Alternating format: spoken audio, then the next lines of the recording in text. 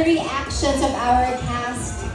First time niyo ba mapanood? Kath, James, Dimples, Maha? First time niyo bang makita to?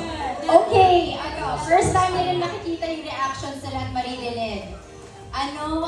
Grabe Dimples, naiyak ako sa'yo. Grabe ka talaga. Di ba you always have that one friend, yung mas marami pang iniyak kaysa sa'yo?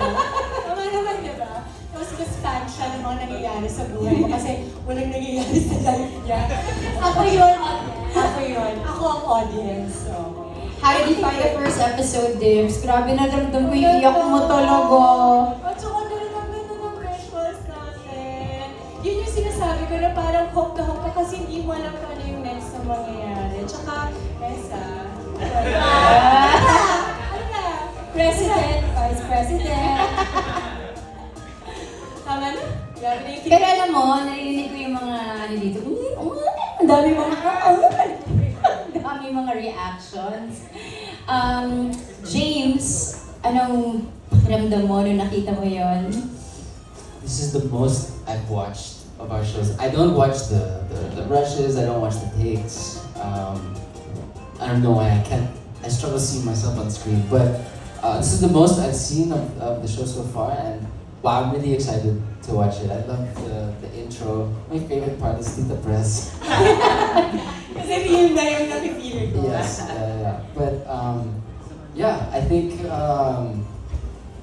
from that alone, it's a great introduction to the characters, and yeah, I'm really excited to see it. Hope you guys are too. James, feeling ko nga icebreaker niyo yung sa kotse. Stress, di ba? Madge, ikaw, ano yung reaction mo? I know, natutuwa ka sa kilig, di ba? Oo, kilig. Tsaka nandun ako, hindi niyo nakita? Nasa likod ng church. Parang kailangan yung panoorin ulit. Akala niyo, hindi ako part ng 50. Ay, no. Hindi niyo nakita, promise? Nakita ko yung self ko. So, kailangan talaga yung labangan. Sa Friday. Sa Friday. Pero kilig, no?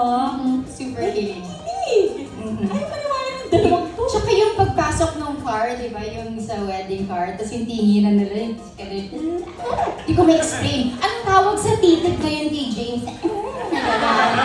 Ano yan?